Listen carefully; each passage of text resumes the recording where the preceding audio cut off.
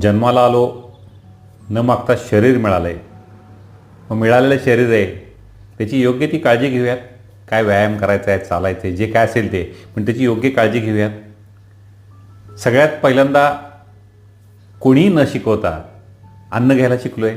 दूध प्यालो आपण, कोणी शिकवलं आपल्याला?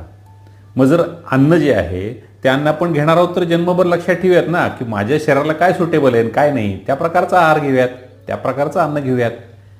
आणि पहिल्यांदा आपण काहीतरी भाषा शिकलो ना, आ, आई, बाबा, जी काय असेल ती भाषा आपण शिकलो ना.